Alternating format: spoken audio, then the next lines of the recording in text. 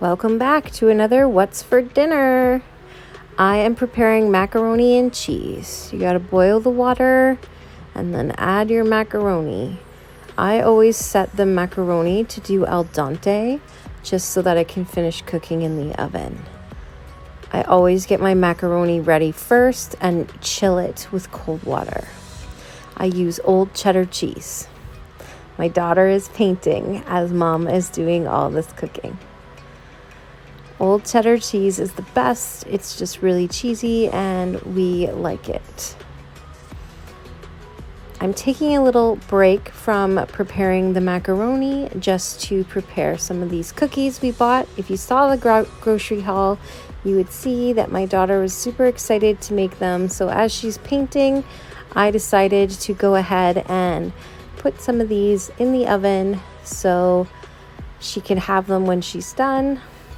The oven needed to be on anyway, so it worked out.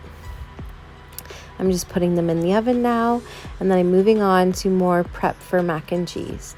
So I do use ham in my macaroni and cheese. For us, my daughter who's vegetarian gets just the regular, but it's a good way to use up ham, and I had this ham in my freezer. So I just chopped it up. You need flour to make the roux to make the cheese sauce. So I have that ready. I also like to get ready the seasonings. So I just use salt, pepper, chili powder, and I just put it on a plate so it's easy and ready to go when I'm ready for it. And then some garlic. Just pour it on the plate. And then you need a lot of milk. I'm doubling this recipe because I'm going to be making one for our dinner, but also one for our freezer. So I'm using a lot. And then I'm getting the butter ready to go. Just remember, it's doubled. So that's the double amount of cheese, double amount of seasoning, double amount of milk, double amount of butter, double amount of flour. So here I am just making the sauce. Now this is the most time consuming. This is why I like to get everything ready and have it in front of me, because I can just pull up the kitchen stool and sit here and work away at it. So when it's ready, I add my milk, but I only add my milk a little at a time, not to overwhelm the butter flour mixture. So here it is. I'm just waiting for it to come up to a boil. Whisking regularly. You don't want it to stick to the bottom. Once it's boiling, I put the spices in to kind of get them to flavor the milk. You can see the sauce is starting to thicken a bit. It's still going to take a bit of time. As you can see, I'm waiting, and then every so often I stir it so it doesn't stick. And now it's time to go ahead and add the cheese. So I just add the cheese. Once again, I do it the same as the milk, a little bit at a time. And then I make sure that gets all mixed in really good. The sauce hasn't completely thickened yet, so with the cheese in it, it'll thicken the rest of the way. So I just go ahead and add the rest of the cheese into the pot there. Once again, I make sure I mix it all up.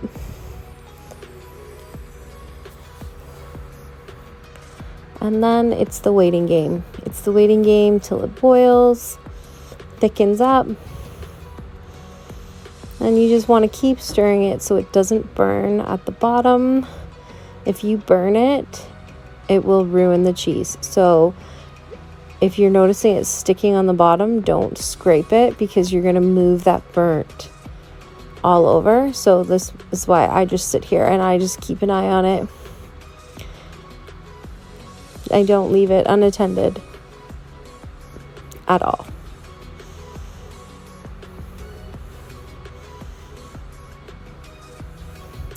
So now it's time to add the macaroni, which has been ready and is cool. Once again, if you remember, I cook this macaroni so it's al dente, so it will finish cooking in the oven when you bake it. And then I just make sure it gets mixed in with the sauce really good. Break up any of those noodle chunks you see and just mix it. And I'm plating my daughter's now because she's vegetarian, so she doesn't want the ham. I made 2 for her, and then I add the ham once hers are already like plated in the container. And then you just want to mix up that ham really good. Now you can use any ham. I've used spiral ham. This is just honey ham, sandwich meat ham that I had in the freezer. And then I went ahead and filled the pans. This is the freezer pan, and then the pan that we would have for dinner. There it is. It takes a while, but it's worth it. Homemade macaroni. I'll sprinkle some cheese and paprika. Sometimes we do breadcrumbs over top when it's almost done cooking. Next, I am going to move on to banana bread. I actually made this banana bread while I was sitting at the oven making the sauce, just so the banana bread could be cooking in the oven while it was on, waiting for the macaroni to go in. So here I have some bananas. They're just frozen, and I just take them out of the skin. And then my trick to banana bread is I give a lot of love to the bananas before I add anything else. And then I add a cup of sugar, 1 egg,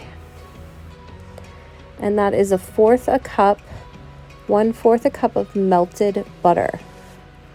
It does need to be melted. I've tried it with just softened butter, and it just doesn't make the batter the same way as the melted butter. So I just mix that in really good with the bananas that I've already given a lot of love to. It just gets mixed up. So it's kind of like a soupy batter. And then I add 1.5 cups of flour. But to the flour, I add 1 teaspoon of salt and 1 teaspoon of baking soda. Now I'm actually using here my 1/2 teaspoon scoop. I couldn't find my teaspoon one, so you use what you got. So then I just mix that flour, the salt, and the baking soda in with the wet batter. I just always use a fork. I don't know, it just mixes really easy for me that way. I figure it's already dirty, so I just keep going, making sure that batter gets really, really mixed together, as you can see. Round and round. I actually don't like bananas. My family likes this though, so I make it for them a couple times a month. Do you ever buy bananas only to just put them right in the freezer? That's us. So you want to make sure your bread pan is sprayed really well, because this cooks at 325 for an hour. And if it's not sprayed really well, you will get it sticking.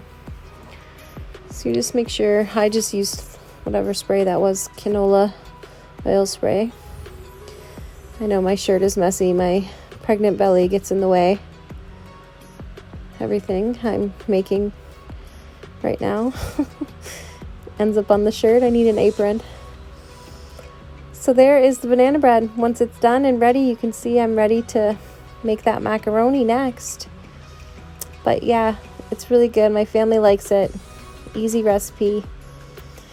And then moving on for dinner items, we are making a chicken stir fry this night, and I'm going to prepare the chicken. Now, cooking chicken in the crock pot is honestly my favorite way to do it. It is so simple. These are frozen little chicken strips. So I'm just sprinkling them with some seasoning salt. And I put water in the crock pot so they don't dry out. And then the water, it takes a lot of that salt away. So then I move into chopping my vegetables. We've got some cauliflower and broccoli.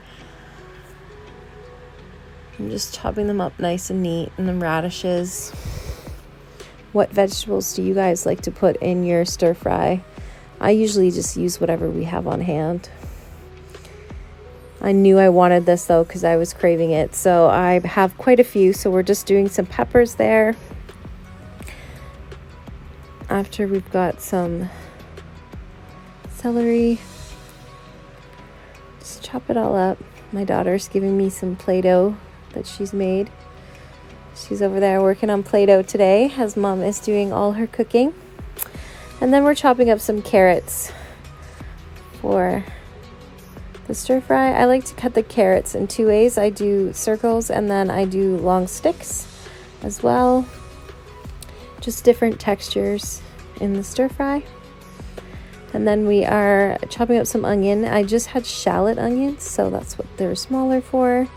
And then here I'm getting the pot ready to do the rice. I'm just adding the water, the butter, and the salt and boiling it away. And I'm going to start my pan. I heat it up with just a little bit of olive oil on the bottom. I make sure my vegetables are good and rinsed.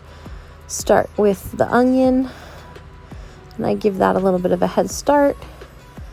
And then I move into my vegetables, put them in there. I didn't dry them too much because I want the moisture in as I'm stir frying them. I kind of stir fry, steam them. It takes a bit, but with the water, it really helps.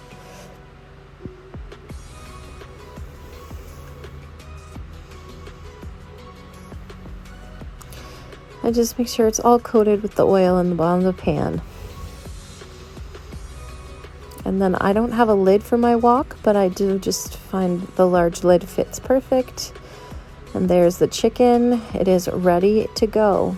I just use minute rice here. It's the easiest to cook for me. I don't have an Instant Pot yet. I am requesting one for my birthday this year, which is coming up, so hopefully I get it. And the lid, you see the steam, the water and the steam, it just really helps. So I just check on it every now and then.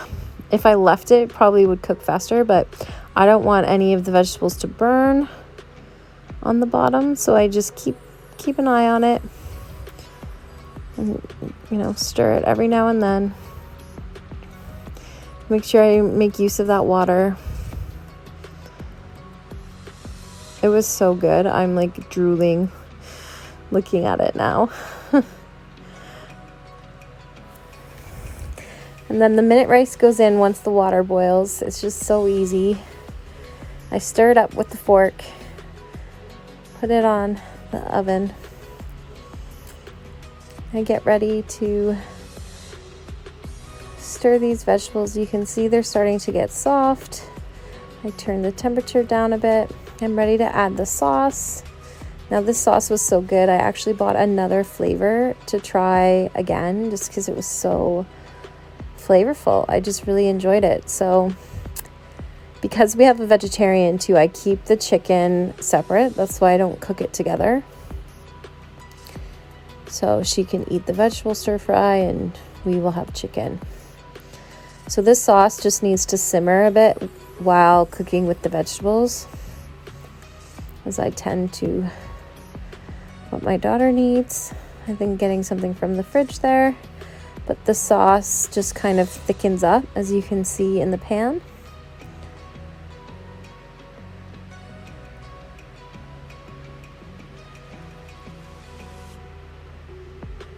And then I get the chicken out of the crock pot ready to go.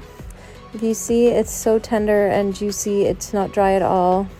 The rice is easy. I just fluff it up with that fork. And I will go ahead and serve this up. Put the rice on. I sprinkle it with the shredded chicken. And then the vegetables go on top. I find the sauce was so flavorful. I didn't even need to add soy sauce or liquid aminos or anything like that. It just was so good like this. As you can see, that was my husband's plate, and then this is mine. I've already served up all the children. Thank you so much for watching today. Don't forget to hit the like button and subscribe.